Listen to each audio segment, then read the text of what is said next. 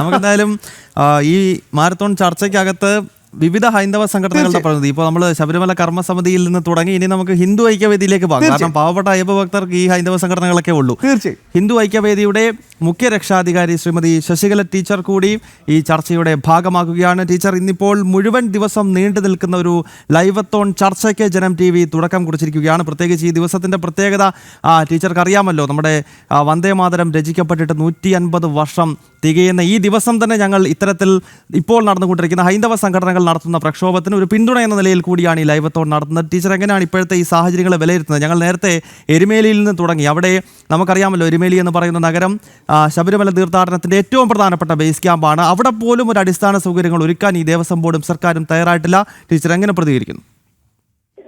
ഏറ്റവും ആദ്യമായിട്ട് നേരത്തെ പറഞ്ഞ പോലെ തന്നെ ഇന്നത്തെ ഈ ദിവസം നമുക്ക് ഭാരതത്തിൽ നമ്മൾ ഇവിടുത്തെ പ്രജകളാണെന്നും അല്ലെങ്കിൽ ഭാരത മാതാവിനെ സ്നേഹിച്ചും വന്ദിച്ചും തന്നെ മുന്നോട്ട് പോയാലേ നമ്മുടെ അടിമത്തം മാറൂ എന്നൊക്കെ നമ്മളെ ബോധ്യപ്പെടുത്തിയ വന്ദേമാതരത്തിന്റെ പിറവിയുള്ള ദിവസം തന്നെ ഭക്തരോടൊപ്പം നിന്നതിന് ജനം TVയോട് ആദ്യം തന്നെ നന്ദി പറയട്ടെ. അന്നും ഇന്നും എന്നും ഭക്തരോടൊപ്പം ജനം TV ഉണ്ടായിരുന്നു എന്നുള്ളതിൽ ഉണ്ടാകും എന്നുള്ളത് വലിയൊരു സന്തോഷമാണ്, അല്ലെങ്കിൽ ഒരു ആശ്വാസമാണ് ഭക്തരെ സംബന്ധിച്ചിടത്തോളം. ഇപ്പോ നമുക്കറിയാം, ചരണവീതിയിലുടനീളം നമ്മൾ ചരണം തേടിയാണ് ഭഗവാന്റെ സന്നിധിയിലേക്ക് എത്തുന്നത്. ചരണവീതിയിലുടനീളം ആരാണോ ഇതൊക്കെ നേരെയാക്കേണ്ടത്, അല്ലെങ്കിൽ ആരാണോ ഭക്തരോടൊപ്പം നിൽക്കേണ്ടത്, അവർ പരമാവധി ഭക്തരെ ബുദ്ധിമുട്ടിച്ചേ അടങ്ങൂ എന്ന വാശിയിലാണ് ഇപ്പോൾ നിങ്ങൾ കാണിക്കുന്നത് അടക്കമുള്ള എല്ലാ കാര്യങ്ങളും വരുന്നത്.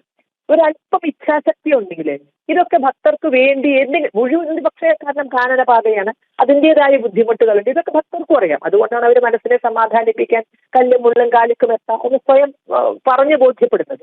അപ്പൊ അവർക്കറിയാം കാനനപാതയിൽ അതിൻ്റെതായ ബുദ്ധിമുട്ടുകളുണ്ട്. പക്ഷെ കാനനപാത എത്തുന്നത് വരെ, കാനനപാത കയറുന്നതല്ലേ കഠിനമായിട്ട് വരുന്നത്, അതുവരെ മനുഷ്യർക്ക് വേണ്ടുന്ന പ്രാഥമിക ആവശ്യങ്ങൾ അത് നിറവേറ്റി കൊടുക്കാനുള്ള ഉത്തരവാദിത്വം ഭരണകൂടത്തിനുണ്ടല്ലോ. ശബരിമലയുടെ പേര് പറഞ്ഞിട്ട് കോടിക്കണക്കിന് രൂപ അനുവദിച്ചു റോഡുകൾ നന്നാക്കാൻ എന്ന് പറയുന്നു. എപ്പോഴാണ്? കഴിഞ്ഞ ദിവസമാണ് അത്തരം ശബരിമലയിലേക്കുള്ള റോഡുകൾ നന്നാക്കാന് എന്ന് പറഞ്ഞിട്ട് നമുക്കറിയാം, ഇവിടെ തുലാമാസം പകുതിയായി വൃശ്ചികത്തിലേക്ക് കടക്കാനായി നിൽക്കുന്ന ഈ സമയത്താണ് റോഡുകളുടെ പണിക്ക് എന്ന് പറഞ്ഞാൽ, അത് ശബരിമലയുടെ പേര് മറ്റു പല റോഡുകൾക്കുമാണ് അത് കിട്ടുന്നത് നമുക്കറിയാം. അയ്യപ്പന്മാർ അതുവഴി പോകുന്നു എന്നുള്ള ഒറ്റ കാര്യം കൊണ്ട് എല്ലാ റോഡുകളും വികസിക്കട്ടെ, അതൊക്കെ നമുക്ക് സന്തോഷമുള്ള കാര്യമാണ്. പക്ഷെ അത് എഴുതിത്തല്ല അയ്യപ്പന്റെ പേരിലാണ്, ശബരിമലയ്ക്ക് വേണ്ടി ഞങ്ങൾ ശതകോടികൾ ചെലവഴിച്ചു എന്ന് പറയാൻ അത് ഉപയോഗിക്കും എന്നറിയാം. അപ്പോൾ അതൊന്നും വേണ്ട സമയത്ത് ചെയ്യാതെ എപ്പോഴാണോ നമുക്കങ്ങനെ ഭക്തജനങ്ങൾ വീട്ടിൽ നിന്ന് ഇറങ്ങുമ്പോഴാണ് പലതും തോന്നുക. വണ്ടികൾക്ക് മുന്നിലൂടെ നടന്ന് ടാറിട്ട് പോകുന്ന ഒരവസ്ഥയാണ്. മിനിമം വേണ്ടുന്ന അവരുടെ ശൗചാലയങ്ങൾ അല്ലെങ്കിൽ കുടിവെള്ളം, ഇത്രയും കാര്യങ്ങളെങ്കിലും ഉറപ്പിക്കാൻ ഒരു ശ്രദ്ധ വേണ്ടി. കഴിഞ്ഞ വർഷമല്ലേ ഒരു മാളികപ്പുറം ഈ വെള്ളം കുടിക്കാൻ മോഹിച്ചിട്ട് അവർക്ക് ആ ഭരണകൂടത്തിന്റെ നിരുത്തരവാദിത്വം കൊണ്ട് മാത്രം ജീവൻ നഷ്ടപ്പെട്ടത്. ആന്ധ്രയിൽ നിന്നുള്ള ഒരു മാളികപ്പുറത്തിന് വെള്ളം കുടിക്കാൻ വേണ്ടി അവർ ചെന്നതാണ്. സർക്കാർ ഏർപ്പെടുത്തിയ അല്ലെങ്കിൽ വാട്ടർ അതോറിറ്റി ഏർപ്പെടുത്തിയ ആ ശുദ്ധജലം കുടിക്കാൻ വേണ്ടി അവർ ചെന്നു എന്ന് ഒറ്റ അബദ്ധമായിട്ടുള്ളൂ. അതൊന്ന് ഷോക്കടിച്ചിട്ട് അവർ മരിച്ചു എന്ന് പറഞ്ഞാൽ എന്ത് ശ്രദ്ധയാണ് ഭക്തർക്ക് കൊടുക്കണം? നമുക്കറിയാം, ആഗോള അയ്യപ്പ ഭക്ത സംഘമല്ല, അവർക്ക് അയ്യപ്പ ഭക്തരെ വേണ്ട. അയ്യപ്പനെ വെച്ചുകൊണ്ട് എങ്ങനെയൊക്കെ അയ്യപ്പനെ തന്നെ കടത്തിക്കൊണ്ടുപോകാനുള്ള ശ്രമമുണ്ടോ എന്ന് ഹൈക്കോടതി വരെ നിരീക്ഷിച്ച ഒരു സാഹചര്യത്തിലാണല്ലോ. അപ്പൊ ആഗോള അയ്യപ്പ സംഘമാണ്, അയ്യപ്പ ഭക്ത സംഘമല്ല. അതിനുവേണ്ടി കോടികൾ ചെലവഴിച്ച് ഒരു താൽക്കാലിക പന്തൽ അവിടെ ഉണ്ടാക്കി, അത് പൊളിച്ചുകൊണ്ട് പോവുകയും ചെയ്തു. ഒരാൾക്ക് കാശ് കിട്ടി, അതും ക്ഷേത്രത്തിലെ പൈസ.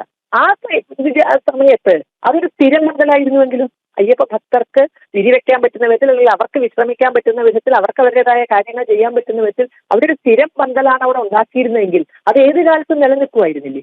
ഇപ്പോ പേര് അതിദാരിദ്ര്യമുക്ത കേരളം ഉണ്ടാക്കിയ ഭരണാധികാരി ആര് എന്നൊക്കെ PSCക്ക് ചോദിച്ചാൽ പറയാൻ പറ്റുമെന്ന നിലയ്ക്കാണല്ലോ ഒരു പ്രഖ്യാപനമൊക്കെ നടത്തുന്നത്.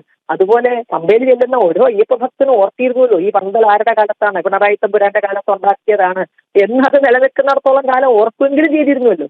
അപ്പോ ആ പേര് കിട്ടാൻ വേണ്ടി ഇത് ചെയ്യാമായിരുന്നു. അപ്പൊ പേര് കിട്ടാൻ ചെയ്യുകയാണെങ്കിലും അത് അയ്യപ്പ ഭക്തർക്ക് ഗുണമുണ്ടാകരുത് എന്ന ധാരണയിലാണ് ചെയ്യുന്നത്. ആ ഗുണം ഉണ്ടാകണമെന്ന് തോന്നണമെങ്കിൽ ആ ഉള്ളിലൊരല്പം ഭക്തി വേണം. അയ്യപ്പന്മാർ തമ്മിലാണ് തത്വമസി, അത് നീയാകുന്നു അല്ലേ, ഞാനും നീയൊക്കെ ഒന്നാണെന്നുള്ളത് അയ്യപ്പന്മാര് തമ്മിലാണ്. അതിൽ വൈശേഷപ്പെടുത്താൻ പറ്റുമെന്ന് നമുക്കറിയില്ല. അപ്പൊ ആ മനോഭാവമായിട്ടാണ് നിൽക്കുന്നത്. ദേവസ്വം ബോർഡ് ഇനി പുതിയ ഭരണാധികാരികളെയൊക്കെ കണ്ടെത്തുമ്പോഴും ഒക്കെ ശ്രമിക്കുന്നത് സ്വന്തം പാർട്ടിയിൽ നിന്നൊരാൾ, ഇത്രയും വിവാദങ്ങൾ ഉണ്ടായിട്ടും പൊതുസമ്മതനായ ഒരാളെ കൊണ്ടുവരണമെന്ന്. ഒരാൾക്കും ഒരു നെഗറ്റീവും പറയാനില്ലാത്ത, അല്ലെങ്കിൽ രാഷ്ട്രീയത്തിന്റെ കെട്ടുപാടുകൾ ഇല്ലാത്ത പൊതുസമ്മതനായ ഒരു ഭക്തനെ തങ്ങൾ ചുമതലയിൽ ഏറ്റിട്ടുള്ള കാര്യങ്ങളിലൊക്കെ ഭംഗിയായി നിറവേറ്റി ഏതെങ്കിലുമൊക്കെ രംഗത്ത് നിന്ന് വിരമിച്ച ആളുകളൊക്കെ ഉണ്ടാകും. ഇതിലൊരാളിലേക്ക് ഇപ്പോഴും ശ്രദ്ധ പോകുന്നില്ല.